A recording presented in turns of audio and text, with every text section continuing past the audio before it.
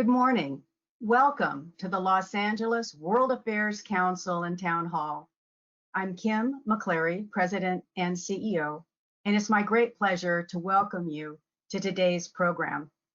On behalf of my staff and myself, thank you all for your ongoing support over these very challenging months. Your interest and attendance of our live streams as demonstrations of civic engagement are so important. Our Q&A sessions are integral to our mission and the rights and freedoms in our Constitution. Our live streams are presented as a public service. There is no admission charge. Tens of thousands of Americans across Los Angeles, California, and the nation are viewing our programs. With the current spotlight on civic engagement and the need for continued conversations about our democracy and its future, I invite you to become a member of the Los Angeles World Affairs Council and Town Hall. You can sign up easily on our website at lawacth.org. We will be taking questions in about 25 minutes. You can submit your questions at any time. There is a control panel on the right-hand side of your screen where you can type them in.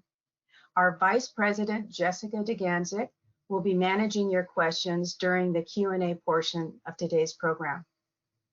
It is now my pleasure to introduce today's program, a conversation with U.S. Congresswoman Barbara Lee, moderated by journalist, author, and educator, Jim Newton. Jim, it's so terrific to have you back moderating our programs. I'm so glad we could get you in your busy schedule. We look back fondly on your moderation of former Governor Jerry Brown. That was terrific. Welcome. Let me turn this over to you, Jim. Thank you. Well, listen, first of all, thank you, Kim. Thank you for all of you at World Affairs Council and Town Hall. I want to thank you all for zooming in today. It's a pleasure to be with all of you, especially you, Congresswoman Lee, at this really genuinely crucial moment in American history. As the Congresswoman and I were talking about just a few minutes ago, I had prepared a number of questions to present today about your background and your time in Congress, your time in Washington. First as a congressional staff person, and then since 1998 as a member of Congress representing the East Bay. There's a lot of interesting history there to discuss, but I do feel like everything has been overwhelmed by the events of the past week or two. So I hope you'll understand if we start and focus there. First, though, let me just say that how glad I am to see that you're okay. I know I speak for everyone on this call when I say that I'm grateful for all the work that you and many of your colleagues are doing to try to guide the country through this period. And it's good to see that you're all right through it. So thank you. So then let's start. I think the only place to start really is the events of January 6th. Will you take a moment and describe what it was like for you that day and what your own experience of that day and those events was like? Sure. Can you hear me? I can. Okay, well, hello. From Washington, D.C., good afternoon, and from California, what a good afternoon, good morning. It's good morning, yeah. Yeah, it was, first of all, the day was very terrifying, to say the least. I am a member of the House leadership, and so the leadership was asked to be on the floor of the House in the gallery during that period when we were certifying the Electoral College votes. And of course, Vice President Pence was there and Speaker Pelosi. And we were sitting there and all of a sudden quite a bit of movement started taking place. And I saw the security personnel talking to each other, moving around, and knew something was about to happen, didn't know what.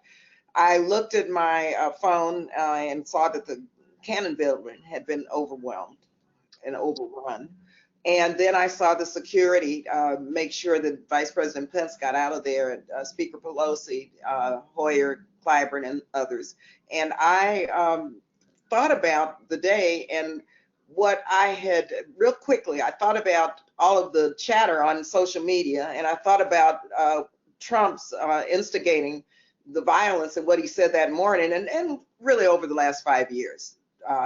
And so I knew something was going to go down, and I assumed everybody else did, and the police forces in DC were prepared.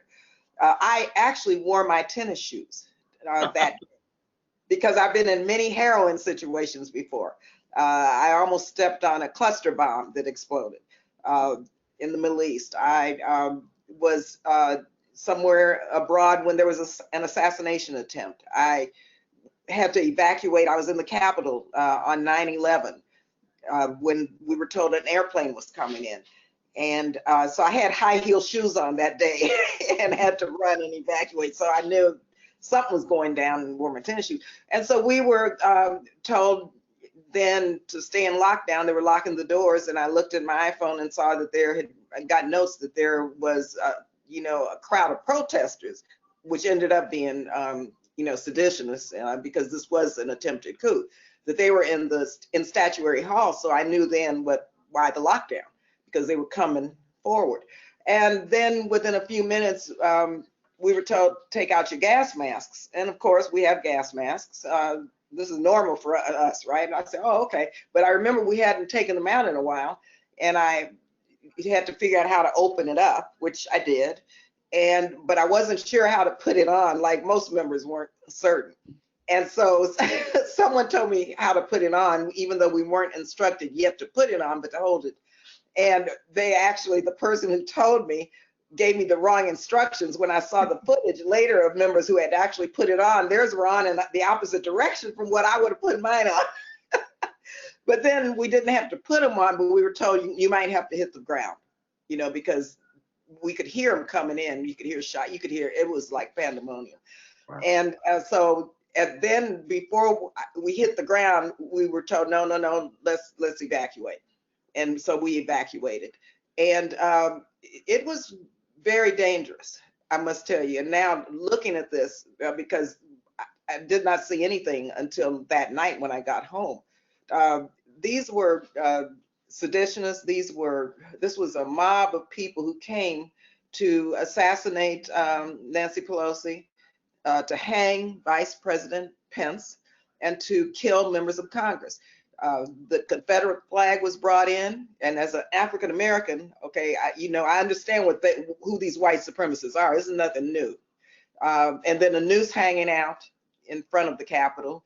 And then I've spoken with many Capitol Police since then, because I've had security issues over the years, and I know them. And they were overwhelmed, all of the Capitol Police officers. And I have to just say, they did a phenomenal job. It was the command that did not prepare the Capitol Police for this, but the police who were there, they fought hard. And the Black police officers told me, they said, and they are frightened to death, even to go back to work. They told me, one is we were fighting, and this was like a 2 or 3 hour war they were in. This wasn't just a police action, that they were fighting to protect us. They were fighting to protect democracy. They were fighting to protect the Capitol, and they were fighting for their lives. They were called the N-word over and over and over again. And they were just beat back. And the Black police officers, even fighting for their lives, were fighting to protect democracy. And so we owe them a debt of gratitude, all of the police officers, especially the African-American ones who had to take the racism and the white supremacy and fight as if we were in another civil war. It was awful. Can I ask you, and I want to talk about the president's role in this in a minute, but just to stay focused on these rioters for a moment, what should happen? If we find the person who, say, beat that police officer with a flagpole, or killed a police officer, or by throwing a fire hydrant at him, or what's the appropriate penalty? What should these people be charged with, and what should happen to them? Well, they should be arrested and charged based on the crime that they committed, and they should. We have to seek justice for these people, because many of them came prepared to kill. Many of them came and aided and abetted in the deaths of 5 people. I mean, 5 people, remember, died as a result of this, and so they should be held to account, just like this president should be, because he is the one who incited the violence, who commanded them to go to the Capitol, and who has been talking about these lies as it relates to the election since even before the election. And they actually believe him, that that the election was stolen. And so Donald Trump ultimately is responsible. And so he needs to be brought to justice just as everyone else. I mean, I was talking to a friend about this the other day. When you see that crowd, there's no doubt but that there's some mental illness running through this crowd, right? I mean, they are delusional in some respect and believing these lies. I wonder if there's any place for compassion for that illness at all, or whether this is just so vile that they need to be treated as rabble and common criminals. Well, first of all, as an African-American woman, I know what domestic terrorism is. This didn't just start recently. I mean, you go back hundreds of years and we've been terrorized for 400 and some years in America. When you look at what happened during the civil rights movement with John Lewis being beat, when you look at the 4 little girls who died in a bombing in Birmingham, Alabama, this is nothing new. The problem is that domestic terrorism has not been seen as important as international terrorism. And so we've just sort of kept it like, yeah, oh, these are just some white nationalists. Maybe they have guns, but so what? It's okay. And we know that they're the biggest threat to national security. I mean, all that's documented, but the government, especially the Trump administration, has not taken action. And so I'm a psychiatric social worker by profession, psychotherapist. My background's in clinical social work. So, maybe they do have issues, just like this president with issues. It doesn't give a pass. It doesn't give them a pass. When you look at Black and brown people who've been locked up for marijuana offenses for years, come on, no way. They don't get a pass. Gotcha. You cast a vote to impeach President Trump earlier this week, right? It seems like years ago. And it's your second vote to impeach the president. In casting this vote, I saw your statement. You said that the president continues to be a threat to our national security and democracy. Obviously, one of the oddities of this impeachment is that it comes with just a week left, or a week or thereabouts left in his term. Do you think that as of this moment, as we sit here today, that he represents a threat to our democracy? And does that continue in his post-presidency? In other words, if we can't remove him pursuant to this impeachment, is it still worth going forward because of the threat that he might continue to pose? Yeah, there have to be consequences for leaders who betray the trust of the office, first of all. And he has violated the Constitution. And it was a sad day to have to impeach him again, but he did abuse his power, and he did commit acts of sedition and encouraged violent actions against the government. This is an impeachable offense. And whether he's in office or out of office, he's a threat to the security of this country, to national security, and he presents a clear and present danger. And so we cannot let anyone get away with this. And so the Senate will have to move forward. They will conduct a trial. I hope that there are 17 Republicans. That's what we need to convict him, because no president in the future should be able to see this as a precedent for committing these acts of violence and violating the Constitution. And so we have to move forward and do this and uphold our democracy and uphold our Constitution, whether he's in or out of office. But for the next few days, we have to be very careful, because we know that he does present a clear and present danger. Are there safeguards that you're aware of that might be in place now to protect against any danger that he might? Because it doesn't seem like there's anything more dangerous than a cornered person of his type. And here he is at the end, by all accounts, alone, increasingly isolated and sort of fulminating. Is there anything, I guess the House has done what it can do at this point. Is there anything more that can be done to try to protect the country over the next 5 or 6 days? Sure, and I understand his mental state also because of my professional background. And I do know what happens when people are backed against the wall and when they're isolated. But I have to say that Speaker Pelosi, thank God, has taken the enormous step in contacting our military officials to make sure that all of the precautions are in place, because he does have his hand on the black box, and he knows the nuclear codes. That's my worry. And so our military personnel have assured us that the guardrails are there to make sure that nothing in that in terms of starting a war or doing something that is internationally, would be an international disaster, that would be prevented. But we had to take that step, I mean, to make sure that we could talk to the public and say that, yes, we have talked to our defense officials, and yes, they have assured us that the guardrails are there. Okay, so let's imagine, let's hope it's a week from now and we are through the worst of this, and President-elect, then President Biden, is sworn in, Vice President Harris. What do you see in the early Biden weeks and months happening to Donald Trump? And I guess I ask that in two ways. One is a criminal prosecution in order in your view? And second, in political terms, is it distracting for a young Biden administration to have to deal with the spectacle of us continuing to try to come to grips with the Trump himself and the Trump years?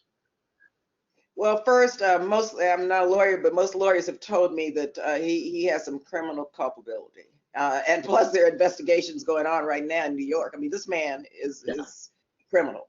And so I think from everything I know about all of the legal analysis is that there are some charges that could be filed against him for this recent action. And let me say, the Biden administration has a lot on its plate. They have a big job to do, and they've got to tackle the economic and health impacts of this deadly virus in the first 100 days. That's their job, and we're going to work with them to make sure that. But the Congress has the responsibility, the Senate now, to move forward. It can't be a distraction. We have to do both. You can't just give someone a slap on the hand, someone who has engaged in such seditious acts, and allow them to get away with it. No way. And so Biden, we can do all of this. We have to do this to protect our democracy and to protect our country. The Senate has got to act and have this triumph.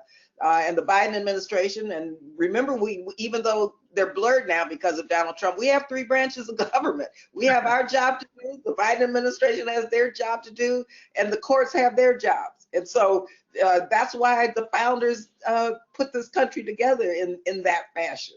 And so we can't say it's a distraction because we have a job to do, they have a job to do. One more question that grows out of this period then and sort of bleeds over to the next, which is just relations within the House now. I mean, some of your colleagues, even in the aftermath of this just astonishing episode, got up there and argued that there was election fraud and voted against impeachment and continued to argue the case that has so inflamed so many misguided people in the country at this point. How do you sit down with those colleagues, if you do, or maybe you don't, and talk about COVID relief or infrastructure repair? Or how is it possible to go to work with these people in light of what's happened and in light of their apparent lack of contrition about their role in what's happened? Yeah, and they're complicit in what has happened. And for them and they know good and well that Donald Trump did not win this election. They know that. And yet they follow his lead. In a lot of ways, I say they drank the Kool-Aid too. And they are just lying just like he's lying. So they're complicit in this. You know, having said that, they're going to have to be held to account. There's some members now that I think should be expelled. And there's some who are try to bring guns in. We have to install metal detectors. I mean, QAnon, members of Congress, the mob, that the folks who attempted the coup support and are aiding and abetting. And so it's not a new day, but it's a day in which we have to figure out how we're going to move forward with those who continue to deny that we have Joe Biden as president and Kamala Harris as vice president. But again, just coming from my perspective as a Black woman, we've had so much to deal with in this country. And, we know how to deal with people who are our adversaries and who don't want us to really survive.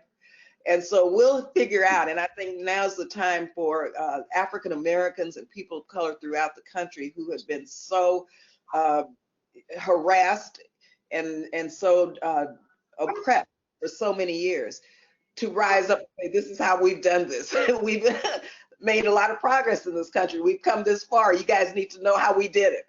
because now everybody's going to have to deal with a lot of what we've been dealing with since for 401 years.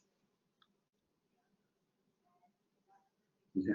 I mean, do you expect apologies from your colleagues? Do you expect a change in behavior? Do you expect, I mean, I heard the other day, and sorry, my head sort of explodes on this one, of these members, allegedly certain members of Republicans in Congress who say that they wanted to vote for impeachment, but were afraid for their safety, which sort of raises the question of why they're there at all, I suppose. But to the degree that there are people out there taking that view, that they either won't apologize or they won't come forward publicly and say what's really on their minds, is there a way to work with those people, or are they just in a class by themselves at this point? Could you have to work around them?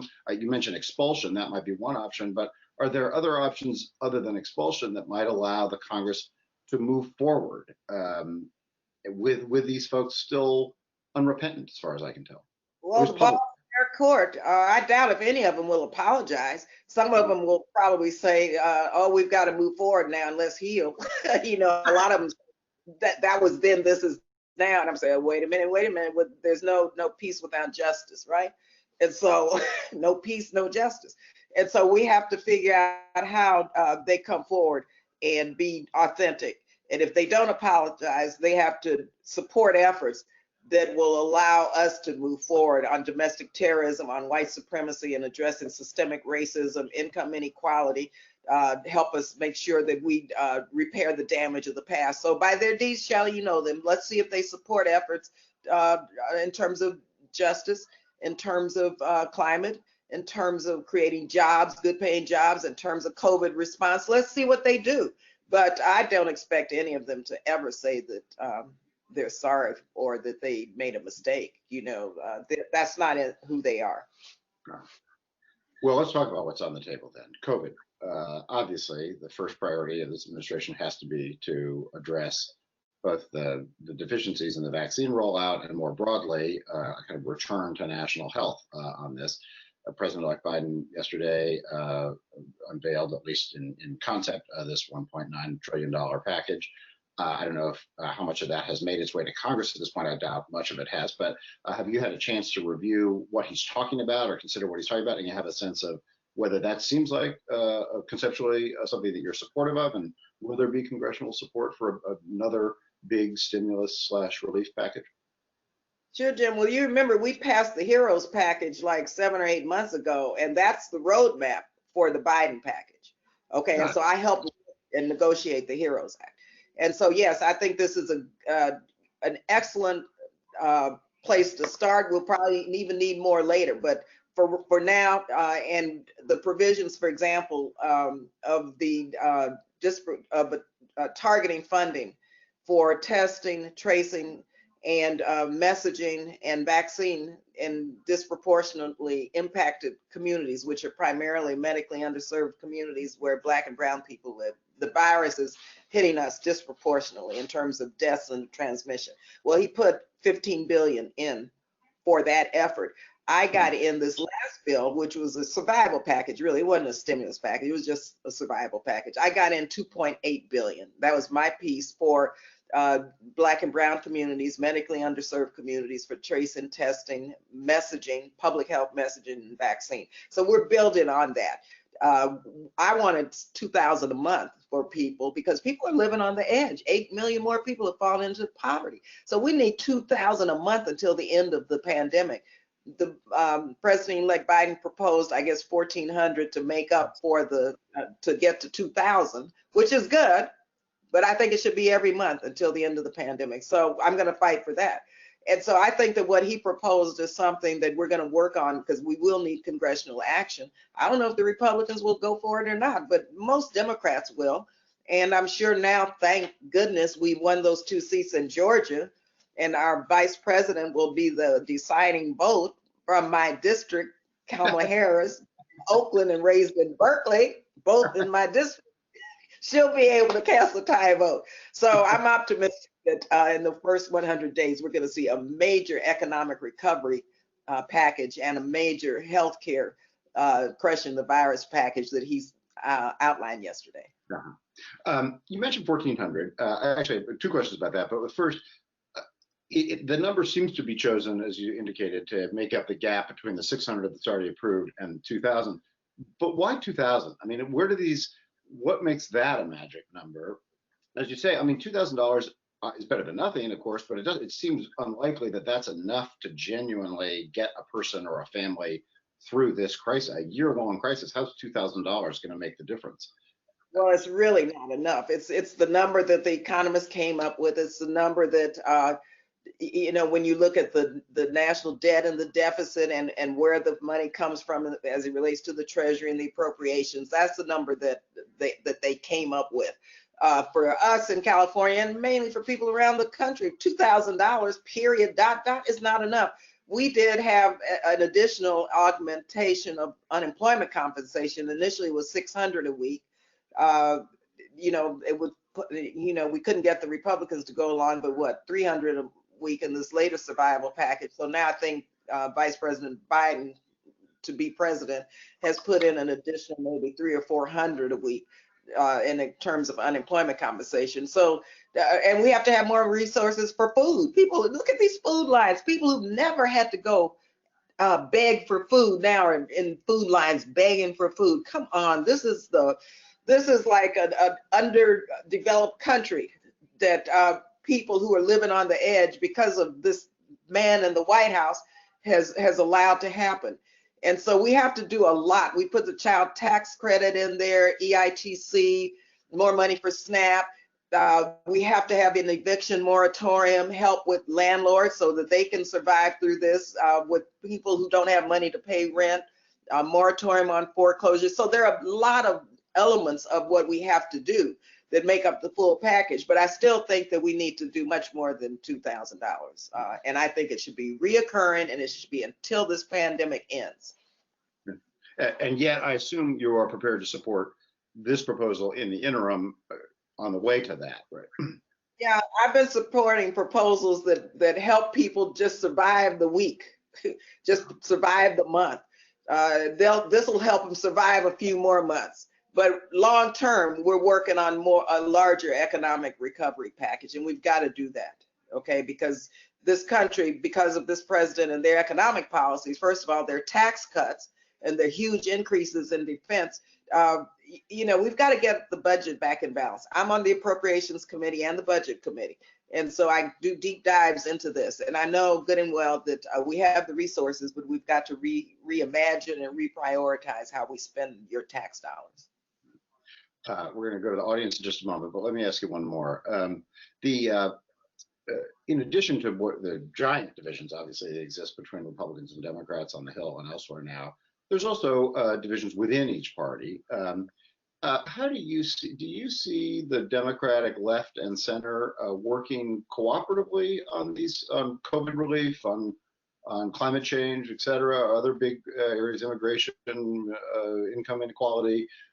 Or are these going to become dividing issues within the party as well? How do you see the sort of state of cohesion within the Democratic Party as Biden approaches the presidency? Yeah, and I think I'm a member of the Progressive Caucus. I'm a member of the Black Caucus. I co-chair the Asian Pacific American caucuses on health care, and so we have different points of views in our but that's what Democrats are about. We all have our different points of views, and it's more the outside forces, and I have to tell you, it's those who want to divide and conquer who during the campaigns especially put out misinformation about what Democrats stood for and why we fight for what we fight for, and tried to make it appear that we all are socialists or communists and tried to run a fear campaign. It's not us doing that, it's them. And so I think what's important, and Nancy Pelosi has been phenomenal in how she's been able to keep our caucus together, is that we listen to everybody. I'm in leadership. We have a diverse leadership team, and we have to make sure that everybody's views are respected. And then we put it in the mix and come out unified. I think you saw everybody voting for this last impeachment. And they know they knew that was the right thing, whether they were very conservative Democrats or progressive Democrats. And so I think there are ways that we can work together. Certainly on COVID relief, we've all worked together. I mean, here, myself as a progressive, I got $2.8 billion in this latest survival package, but I had to work with all of my Democratic and Republican colleagues to get that in. And so I think that, the noise about the Democratic caucus not being unified is noise is created by those that want us to be divided, and it's just not real at all. And we're going to have our differences, and we're going to speak out what we believe in, but certainly we're not allowing our differences to make us ineffective. Well, and I suspect that the divisions within the Democratic Party, to the extent that there are some, are going to pale next to those that appear within the Republican Party around the question of what to do with Trump. I mean, that's going to be some real division. Interesting. Watch them defend him from now on. Let's see how they do that. That's going to be the interesting thing to watch. I agree. All right. So listen, Jessica, I know you're collecting questions from the audience. Do you have some for us, for the Congresswoman? Yes, I do. We've got a lot of questions coming in. So Jim, thank you so much. Congresswoman Lee, thank you. Our first question, how do you feel about the Trump administration putting Cuba back on the list of state sponsors of terrorism on Monday, January 11th, since you have worked tirelessly to engage in policy and diplomacy changes with the country? Outrageous is what I have to say. First of all, I've worked since the 70s to try to just normalize relations and make sure Americans have the right to travel to Cuba. We can travel to Vietnam and China and everywhere else. It's a failed policy. Recognizing Cuba's not a perfect country, neither is the United States. We don't have any perfect country. So for them to put Cuba on the list of terrorist nations is crazy. It's outrageous. And I issued a statement to that effect. And I was on the platform committee and the drafting committee for the Democratic Party platform. And we put into the platform that we should at least return to the Obama era policies of beginning to try to have dialogue, open our embassies, and engage in, even though we have differences, engage in normal diplomacy and try to resolve these differences. So for him to do that, it was just, I said, what else will he do? But I mean, can you imagine Cuba being on the list of terror? I mean, it was just like, who's he trying to please? I mean, remember now, he's done business, tried to do business in Cuba, first of all, his company, okay? The ag sector wants trade with Cuba. People in our country want to be able to go down and visit and see for themselves what they think about Cuba. There are Cuban Americans who have relatives in Cuba who can't send remittances, who can't visit their relatives because now Cuba's considered a terrorist country. I mean, come on. So we'll get that reversed. We're working on it, and I'm going to continue to do my work to end this embargo and allow Americans the right to travel, and also try to figure out how we can move forward to establish diplomatic relations. Thank you. The next question, does the Congresswoman believe the white rioters in DC were treated differently by authorities than the Black Lives Matter demonstrators in the various cities this past summer? I know they were, and I've been in many protests throughout my life, and when you look at the Black Lives Matter protests, for example, or the Dreamers, or any protest, you talk about excessive force being used on peaceful protesters, but also you talk about them being prepared days in advance with National Guards people, with the perimeter being so far away from the protest site. Oh, I mean, my gosh, you talk about an example and manifestation of systemic racism, that's it. And then when you talk about a lot of the people who were involved last week in this coup attempt, a lot of them flashed badges from either military service or police forces. Remember, these are people who are beating up Black and brown people in these protests, and they thought they could get away with it at the Capitol because there were white law enforcement officers there. And so you talk about the investigations that are going to move forward. And again, I'm on the Appropriations Committee, and we're going to conduct our own investigations. I've told the Speaker and our Chairwoman in no uncertain terms, this has got to be a bucket. This has got to be part of what we look at in terms of the investigations, because there was a clear difference. You've seen you've seen tear gas, you've seen all kinds of shots fired at Black Lives Matter protests. You see the use of excessive force on people who are doing nothing but peacefully protesting. You didn't see any of that last week. You didn't see any preparation. You saw nothing in terms of the response and the preparation for a mob coming to, which was a white supremacist mob, okay, carrying the Confederate flag, hanging a noose out front, calling Black police officers the N-word, okay? That's who these people were. You didn't see the use of force at all. You saw them get a pass. And so once again, I think the country's beginning to see what Black people have seen and know and have had to deal with since our existence in America. I know capable young political leaders who are frustrated that older elected officials, late 70s, 80s, even 90s, will not make way for them. If not term limits, should there be age limits to office? Well, I don't think so, because first of all, people have a right to elect who they want to elect. Now, they will not elect someone who they don't think is serving their needs or who is representing them appropriately. And so I think term limits really are, and I was in the legislature when California legislature when term limits were imposed, and that was awful because people wanted to vote for who they wanted to vote for. And here they were imposed the barrier, the provision that said you can't vote for this person anymore was placed before them, and it's fundamentally undemocratic.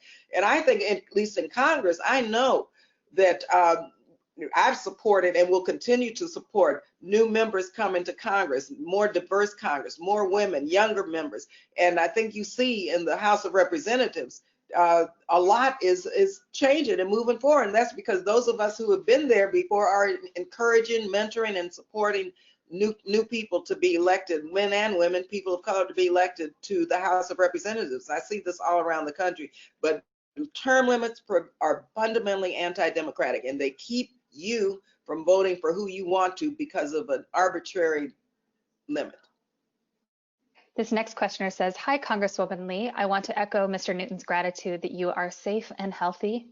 As a member of House leadership, could you share what you think of Speaker Pelosi's performance in the wake of the 2020 elections, and how do you expect her to lead in her next term as Speaker? Well, I think you've seen in the last couple of weeks how phenomenal she is as a leader, first of all. Secondly, these elections showed that Donald Trump's, especially in California and throughout the country, his voters voted more heavily in some of our districts than Democrats voted. And we were prepared for that. And we did have some losses that we didn't expect. But when you look at the overwhelming turnout of Trump supporters in marginal districts, especially in California, then that's not the fault of Speaker Pelosi. That's because these Republicans, first of all, their messaging was very negative, and they lied in many respects, and we didn't have necessarily a negative response or a counter response. And secondly, they turned out more voters in these Trump districts than Democrats. And so Pelosi, I think, is fully prepared to continue to lead our caucus. Thank you. And pivoting to commenting on a different California leader, this person says, one person is dying of COVID every 6 minutes in Los Angeles County. How do you feel Governor Gavin Newsom has handled the pandemic, and what should he do in the future to control it? Well, I think it first starts with us. And when Northern California, we're in a state of emergency also. And I think the governor has been very effective in coming forward, telling people what needs to happen in terms of the health protocols. How many people do you see still unmasked? Using the requirement in terms of hand sanitizing, staying 6 feet apart. I mean, all over California, especially during holidays, how many times did the governor say, shelter in place, don't visit family and friends, don't have gatherings? And so he has put out the wake-up call many, many times. We have to be compliant, and we haven't been.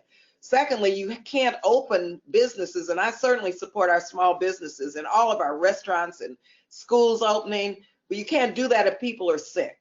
And so we have to make sure that people comply with the health requirements, that and testing is available, and now the hospitals are overwhelmed and overrun because we didn't do what we should have done. And testing, tracing, we put more money in the survival package now for contact tracing, for vaccine, and hopefully we can get the vaccine distribution system in place. But we sent in more federal money to help the government, because the Trump administration has been a total obstacle to the states. He's leaving it up to the states and then blocking all the resources and the help that should come from the federal government, such as FEMA. And so we have to work in partnership with the governor to make sure that our state comes out of this pandemic and this state of emergency, because that's what we're in. Thank you. Trillions of dollars in the CARES Act was administered by Treasury Secretary Mnuchin, and we don't know where it went. Pelosi promised to have a commission to investigate who got those funds. Is that investigation in place? That investigation is ongoing. We set up a select committee, which she did, and Mr. Clyburn, our whip, is chairing that select committee. And we have seen already where some of this money is going. I mean, there have been quite a few remarkable investigations that exposed it, and some returned the money to the Treasury. But we have a lot more to do. But yes, this is an ongoing investigation, and these companies and businesses will be exposed, and these Trump supporters who got a lot of the money will be held accountable. And I hope that people understand that at the same time they're trying to cut food stamps. At the same time they're talking about corruption in housing or in accounts where people need just to survive, in student loans, for example. They talk about not about welfare mothers on public assistance as welfare queens, and trying to scam the system. I mean, when you talk about the clear response to their supporters who get all the money, the big money, and try to say that it's poor people, people of color, low-income people who are scamming the system, I would hope you all understand that they're first lying, because I know how the programs work, and for the most part, they're working well, what's left of them. And secondly, I know how the Trump sector and how the Treasury has allowed much of the greed from some in their world, excessive greed, to be able to rip us off more. Thank you. And as a follow-up to just kind of a financial discussion, do you feel that the financial crisis that the majority of the country is going through as a result of the pandemic will shine a light on the need to make Social Security and SSD monthly checks be actually livable amounts and provide momentum for that to occur? I certainly hope so. You know, in the last 10 years, we've been fighting just to preserve Social Security.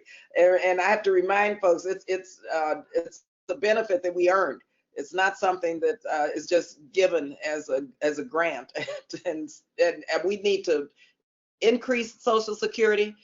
We need to cover everyone who does not have health care with a form of Medicare or a public option. We need to do everything that we can do to help people live the American dream. Right now, there's so many who are shut out of it. And so, yes, our seniors deserve to have an increase in Social Security. I mean, come on, what is it, like 1%, 2%, 3% a year? That's not enough. We know in California, that's certainly not enough, $2,400, $2,500 a month to live. And then when you look at women, because of discrimination, and Black people and brown people in the workplace, because of discrimination and pay inequities, their Social Security is even less than what white men get, because of the historic systemic discrimination in employment. And so it builds over time. And so boom, you get to be a senior of color, and you're way, way, way down because your income has been so far down in terms of the disparities and equities. Same with women. So yeah, we've got to restructure everything in this country in terms of our economic system. Thank you. How do we limit the amount of money, and in particular dark money, that controls the election process? Well, I have been one since the beginning of time for public finances of campaigns. I think that's the only way we can go. We need to overturn Citizens United. I don't know how we're going to do that with the Supreme Court now, but I think if we have legislation, HR 1, that would really help reform the political and electoral financing system. But we've got to get money out of politics. It corrupts. It is a corrupting factor. And you could trace the money to votes. And that is a shame and disgrace. You can trace the money to people who want to win elections and who can't, because they can't raise the money because they're not into that world. And so we've got to get to the point where there's a level playing field and have full public financing of campaigns. Thank you. This questioner says, expulsion is cancel culture and possibly highly dangerous and violates the purpose of free elections. Why do the Republicans have to agree with Democratic policy? I thought the purpose of two parties was to have different policies that we debate and come to solutions on. And that's absolutely correct, but you can't allow people to commit crimes. When people commit crimes, there are penalties for that. And when you bring guns to the floor of the House, or when you conspire for overthrowing the government, there's got to be some accountability. That's all we're saying. It's not about different policies or different points of views. It's about violating the Constitution. It's about sedition. It's about co-conspiring with people who want to initiate and foment a coup. That's what this is about. Thank you. My question is, what is the Congress doing to speed up vaccine rollouts to teachers? We cannot get back to normal until kids are back in schools, and that starts with the vaccination of teachers. Thank you. Absolutely, and what we're doing, and you're right, because our children, I mean, I have grandchildren who they text me 25, 30 times a day now. And I can tell their emotional needs are such that it's hard. And parents, especially parents who don't have access to broadband, what are they doing with the kids and distance learning? I mean, the socialization of kids in schools is extremely important for their emotional and educational development. So we've got to get kids back into school. It's got to be done safely. Teachers, administrative support staff, and children have to be protected because we're in the midst of a virus. So what the federal government's job is to fund our states so they can fund these school districts. That's how the money flows. And so part of what Biden is proposing is because we couldn't get enough in this last bill, we couldn't get consensus with the Republicans. So hopefully now we'll have enough resources to send out to our states that will send then to our school districts enough money to be able to make schools secure, the children, the staff secure, so that they can return to school within the confines of our health protocols. Resources are needed for that, and we've been trying. I'm telling you, in the HEROES Act, we put billions of dollars in. This was 7 months ago to try to help make sure that kids could return to school safely. But of course, we couldn't get that done in the Senate. Mitch McConnell wouldn't move on that. He said, let's just wait and see what happens. So believe me, we're working hard. Thank goodness Biden and Harris will be there, and thank goodness now we have a chance in the Senate to pass some of this, because they should be they are a priority for many of us, and each county, each city, each state determines what their priorities are. But I know in California, getting kids back to school are a priority. Great, thank you. Some years ago, Dennis Kucinich suggested we have a Department of Peace. Would this be a good time to create this? It's been long overdue, and I carry that bill now. It's called the Department of Peace Building, and it's a really important bill, and there's quite a movement out there because we have a Department of Defense, which has been, making sure that these forever wars don't end, which is another story, which we're going to do now with repeal the authorizations that I voted against for war. But also we have to have a department that looks at domestic peace. I mean, we've got gun violence that's rampant in this country, domestic violence. We have a country where violence is part of its DNA. And so we have to have a department that looks at violence across the board, both here and abroad, and try to build policies that have peace built into those policies, rather than looking at how to just respond after the peace has been broken, or after someone gets killed, or after someone ends up in the emergency room as a battered individual. And so, yeah, and I'm really proud to carry that bill. But like I say, and I hope you all support it, we're going to reintroduce it. It's called the Department of Peace Building, and we absolutely need a cabinet level agency that addresses this. Thank you. This is kind of a broader question, but what role do you think the media has to unite and not divide the country? To tell the truth, to inform people and to educate people. I've always thought that that's the role of the media. And I mean, and we couldn't live in a democracy without a free media. And of course, we see this administration trying to shut down the media on all fronts and calling it fake when the truth is being told. And so we've got to get some integrity back into well, we've got to get people in our country believing that they can get the truth from media that can be objective and unbiased. And right now, that's not the case. People don't trust the media. And that's key to a democracy, and the free press is essential. And so we've got to make sure that the media, and the role of the media, though, is truth telling and educating and calling it like it is, not skewing or, only giving one side of what the reality is of whatever they're reporting on. Thank you. Would you support a 100-day delay in the impeachment trial in order to obtain additional evidence that might bolster support for Trump's conviction, and thereby perhaps induce enough Republican senators to reach the 2/3 threshold? The evidence is there. That's why we were able to move. It took us a while to build the evidence in the first impeachment because of the Russian interference in the elections, because of all the abuse of power, but we got that right finally, and that took a while. We've gotten this right. We have the evidence, we have speeches, we have footage, we know exactly what happened. So no, the Senate needs to move quickly. The Republicans know what happened. They have that information. It's not going to take, it may take political will, so the public has to weigh in with the Republican senators to say, in no uncertain terms, do your job and hold them accountable, but that's not going to take 100 days. We've got to do this right away. We can't allow anyone who conspires and incites violence to execute a coup to get away with that. We can't wait 100 days. Thank you. This questioner says, when I listened to the impeachment hearing, I noted that when a male legislator yielded to a male colleague, he would say, I yield to the legislator from whatever state. All too often, when a male legislator yielded to a female legislator, I thought I heard several legislators say, I yield to the young lady from whatever state. If I heard this correctly, I consider this a lack of respect for their female colleagues. You've been in Congress for a while, but is this a problem for the female members?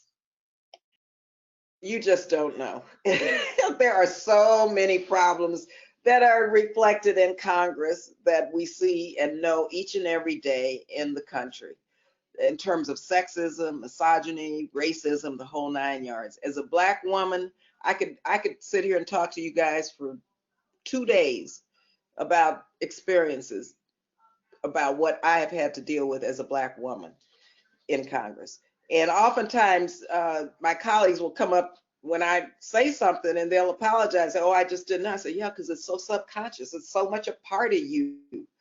I mean, I've been stopped. And again, so what you heard and saw is absolutely true. But I have been stopped by people on the Hill not letting me get into the members' elevator because, and this was not necessarily a member, but someone from the public who told me I wasn't a member of Congress, and this was a member of Congress elevator, and no way was he going to let me get in that elevator. And I showed him my pen. Whose pen are you wearing? I mean, it was horrible, in the Cannon Building elevator. I mean, that was just recently. and so you don't understand, and for those who aren't in this body, that women and people of color experience a heck of a lot of what we experience on the outside and what people experience throughout the country. So, we don't complain. I don't run to the press every time it happens because I'm a big girl, and I know America and I know what this country is about and how I've had to fight for everything and how my people have to fight. But just know it's in the institution also. Thank you. This will be my final question. UC Berkeley law professor Ian Haney Lopez is promoting messaging that racism is the principal weapon of the rich against all people that keeps us separate regardless of race or class. Is there any hope of resolving the economic equality without tackling racism at the same time? Nope, and that's what I tell my progressive friends. Whenever we talk about attacking income inequality, you've got to say racial and economic inequality in one breath. Because it's so important. And that's why, let me tell you, before we leave, I introduced a resolution calling for the establishment of a Truth, Racial Healing, and Transformation Commission. 40-some countries around the world have done this after genocides, after slavery, after crimes against humanity. The United States of America never established a commission to address the issues of enslaved Africans being brought to this country 401 years ago. It's a truth-telling moment in this country. We can't get to healing until we have descendants of the slave trade come forward. We have that body of information brought to the public so the public understands why George Floyd was killed by police officers in full daylight. The public doesn't quite understand why you see disproportionate numbers of African Americans dying from COVID. The public doesn't quite understand why so many people are unhoused. The high percentage are African Americans. They don't understand systemic racism. We've never had this moment. And so it's so important that we get my commission passed, established. I've talked to the Biden administration so that we can really deal with racism and the historical nature of it, and how through mass incarceration through 1865, you've got Jim Crow laws, you've got lynching, you've got mass incarceration, you've got all these laws on the book, the black codes, you've got so many laws that still are around. I mean, in California, housing wasn't desegregated until what, in the 60s. My dad couldn't buy a house, he was in the military. In San Leandro, they were burning crosses there because he was black. But guess what? I represent San Leandro today. And so, you know, we've had a lot of good things happen, but it's been incremental. So now it's the moment where we have to have this reckoning, this truth-telling moment. Then you move forward and heal and build a society, a country based on justice, racial equity, and economic equity. And we've got to do that. That's the only way we can move forward. Wonderful. Thank you so much, Congresswoman Lee. I know you answered a ton of questions from our audience, so thank you so much. Jim, I'll turn this back over to you. Thank you. Thank you. Well, I'll just take this last opportunity to thank you so much, Congresswoman, for your time here. Thank all of you for joining us, but thank you especially for giving us your hour and a half, yeah, but more importantly for your very long service and for being there in this moment to seize it. We're very grateful to you. Thank you so much. Really enjoyed being with you, and you all stay safe, stay healthy, and follow our governor's lead on our health protocols, please. Thank you. Congresswoman Lee, this was such a terrific conversation. And Jim, it was so terrific having you back. We'll have to get you both back soon. There's so much going on and a lot of follow-up questions, I'm sure, Congresswoman Lee, on all of your wonderful comments today, and very illuminating, very illuminating. For our viewers, we hope that you enjoyed the program and that you continue to help make these events possible. Please consider becoming a member or making a donation by visiting our website, or you can also text the word GIVE to the number on the screen. We can't do this without you. We have a terrific lineup of events coming up. Next Tuesday, remember that Dan Schnurr's Politics in the Time of Coronavirus moves to Tuesday at 11 o'clock. January 21st, we have a partnership program with UCLA's Anderson School of Management. The focus will be on how technology transforms our ethics conversations. On the 25th, the future of U.S. policy in Afghanistan. And Bill Gates, February 19th, we have a partnership with Writer's Block, and Bill Gates will be talking about his new book on climate change. So please go to our website at lawacth.org and register today. Stay safe, stay informed, and we hope to see you next Tuesday. Congresswoman Lee, thank you again so very much. Jim, terrific. Have a good one. Have a good weekend.